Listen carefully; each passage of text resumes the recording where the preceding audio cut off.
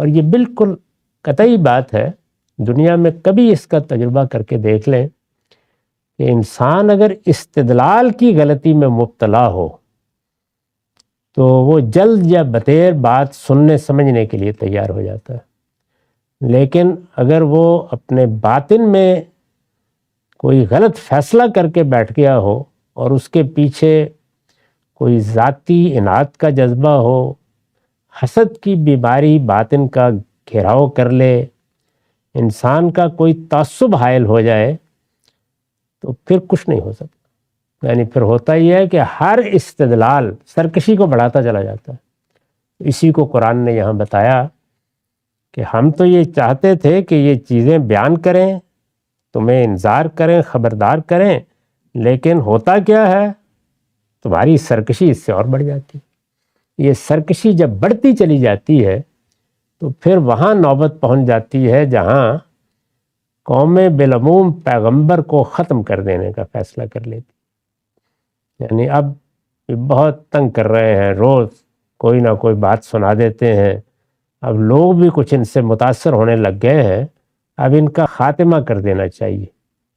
ہر جگہ تاریخ میں یہی ہوا، یعنی جو مذہبی طبقات خاص طور پر محسوس کر لیتے ہیں تو یہی فیصلہ کرتے ہیں۔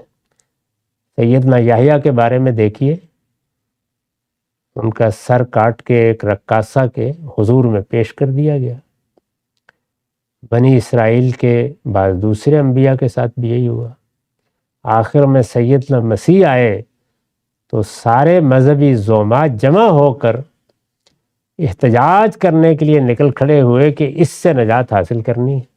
یہاں تک کہ رومیوں کے اس وقت کے جو عامل تھے، گورنر تھے، انہوں نے بار بار کہا، کبھی انجیل میں پڑھیے، کہ اس کا مجھے قصور تو بتاؤ، میں کس گناہ میں اس کو صلیب دے دوں، لیکن اصرار کیا گیا، اور یہاں تک کہ پھر اپنی طرف سے صلیب دے دی گئی۔ اللہ تعالیٰ نے جو کرنا تھا وہ کیا۔ رسالت مآب صلی اللہ علیہ وسلم کے معاملے میں بھی آخر میں یہ فیصلہ کر لیا گیا دارالندوہ میں بیٹھ کر کے اب ان کا خاتمہ کر دینا چاہیے۔ اب اس میں ایک ہی اندیشہ تھا کہ قبائلی معاشرہ ہے، اس میں تو انتقام در انتقام کی صورت پیدا ہوگی۔ تو دیکھیے ذہانت کیا چیز ہوتی ہے۔ یہ فیصلہ کیا گیا کہ حملہ اس طرح کیا جائے گا کہ ہر قبیلے کا ایک نوجوان ہجوم کر کے حملہ کرے گا۔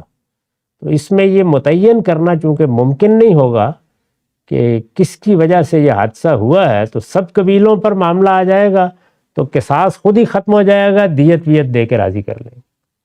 لیکن اللہ تعالیٰ نکال لے گیا، رسالت مآب صلی اللہ علیہ وسلم کو بتا دیا گیا کہ اب یہ فیصلہ ہو گیا ہے، تو جس رات کا یہ فیصلہ تھا اس کی دوپہر کو آپ نکل گئے۔ تو یہ قوموں کا عمومی مزاج ہے کہ وہ اس جگہ پہنچ جاتی ہیں، یعنی یہ سرکشی کی آخری انتہا ہے۔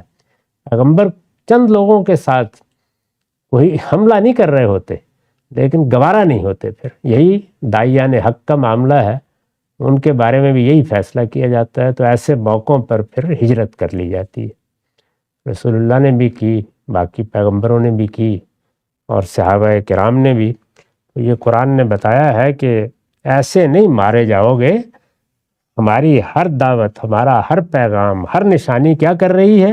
فما یزیدہم الا طغیانا کبیرا، یعنی ہم تو دعوت کے لیے، خبردار کرنے کے لیے ایک بات کرتے ہیں، لیکن اس کا نتیجہ کیا نکلتا ہے؟ سرکشی میں اضافہ اور زیادہ اناد میں اضافہ۔ اور میں یہ کر رہے ہوں، تم اب خود غور کرو اپنی اداؤں پر، پھر اس نتیجے پر تمہیں شکایت نہیں ہونی چاہیے، یہ نکلنے والا ہے۔